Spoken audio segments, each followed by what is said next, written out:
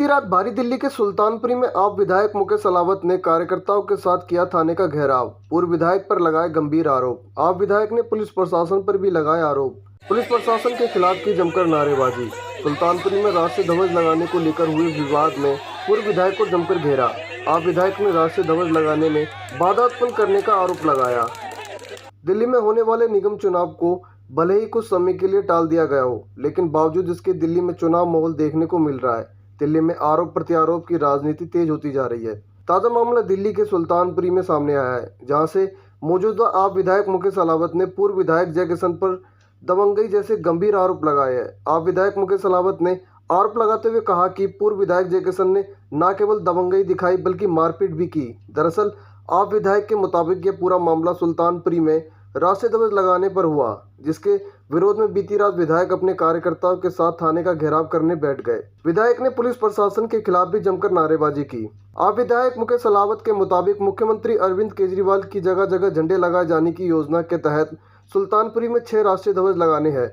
इसी योजना को आगे बढ़ाते हुए सुल्तानपुरी के ए ब्लॉक में झंडा लगाने की प्रक्रिया चल रही है। विधायक मुकेश अलावत की माने तो पीडब्ल्यूडी की जमीन पर झंडा लगाया जा रहा है, लेकिन पूर्व विधायक जय किशन इस कार्य में बाधा बनने की कोशिश कर रहे हैं। मुकेश अलावत ने आरोप लगाया कि पूर्व विधायक और उनके कार्यकर्ताओं ने मजदूरों के साथ मारपीट की और उनकी गाड़ी पर हमला करवाया, जिसमें उनकी गाड़ी की शीशा टूट गया। विधायक ने आगे आरोप लगाते हुए कहा कि जब उन्होंने इसकी शिकायत की तो उस पर भी कोई कार्रवाई नहीं की जा रही। विधायक ने पुलिस प्रशासन पर भी सवालिया निशान खड़े किए। गौरतलब है कि दिल्ली के मुख्यमंत्री अरविंद केजरीवाल ने लोगों में देशभक्ति की भावना बनाए रखने के मकसद से दिल्ली के अलग अलग चौक चौराहों पर 500 राष्ट्रीय ध्वज लगाने की योजना बनाई है। इन 500 राष्ट्रीय ध्वज को दिल्ली के अलग अलग इलाकों में लगाया जा रहा है। इसी प्रक्रिया को आगे बढ़ाते हुए सुल्तानपुरी में भी राष्ट्रीय ध्वज लगाया जा रहा है, लेकिन आप विधायक की माने तो पूर्व विधायक इस काम में बाधा बनने का काम कर रहे हैं और शिकायत करने पर पुलिस प्रशासन द्वारा भी कोई खास कदम नहीं उठाया जा रहा है, जिसको लेकर आप विधायक ने बीती रात सुल्तानपुरी थाने का घेराव किया। चौथा दिन हो गया, एक नेशनल फ्लैग लग रहा था हमारा, और दिल्ली में 500 नेशनल फ्लैग केजरीवाल जी लगवा रहे हैं।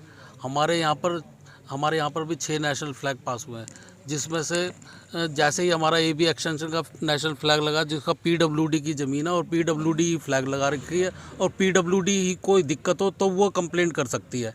लेकिन जब PWD ने परमिशन दे रखी है तो फ्लैग वहाँ पर लग सकता है। लेकिन यहाँ का जो पूर्व विधायक है वो उसमें अड़ंगा डाल रहा है कि काम नहीं होना है। पहले दिन हमने खुदाई करनी शुरू की तो वहाँ पर पंगे लेने आ गया, क्योंकि वहाँ पर उसका एक कार्यकर्ता था जो वहाँ पर ट्रक लगाता था। उस ट्रक को रोकने के लिए वो वहाँ पर फ्लैग नहीं लगने दे रहा था। अब वहाँ पर हमने फ्लैग लगवाने के लिए वहाँ पर खुदाई शुरू होगी। अब काम शुरू हुआ, कल हुआ तो कल तो उसने दिक्कत नहीं की। आज काम हुआ तो वहाँ पर फिर वहाँ पर उसको जो काम करने लेबर थी उसको मारना शुरू कर दिया। मार के और फिर पुलिस वाले भी आए और उस लेबर को लेके। मारने वाले कौन से? हाँ, मारने वाला जय किशन अपनी रिवॉल्वर लेके आया था और उसका लड़का आया था, और वो अपने साथ 20-25 लड़के लेके आए थे और डरा धमा के उनको तो भगा दिया। अब जब हम आए तो हमारी गाड़ी पे अटैक करना शुरू कर दिया उन्होंने। मेरी गाड़ी पे क्या नाम है, पहले तो मेरे साथ एक लड़का था पवन सोनी, उसकी गाड़ी पे पथराव किए, मेरी गाड़ी में पत्थर फेंके। लेकिन जब मेरा लड़का अभी पानी लेने गया तो उसके लड़कों ने फिर से उस पर अटैक कर दिया मेरे लड़के पे, और मेरी गाड़ी पे भी शीशा तोड़ दिया। तो अब ये, और हम अब इतनी देर से हम थाने में बैठे हैं और ये लगा लो हम 12 बजे से बैठे, और क्या टाइम हो गया अब? 2:45 हो गए। 12 बजे नहीं, हम 11 बजे से बैठे हैं, और 11 बजे से बैठे हैं।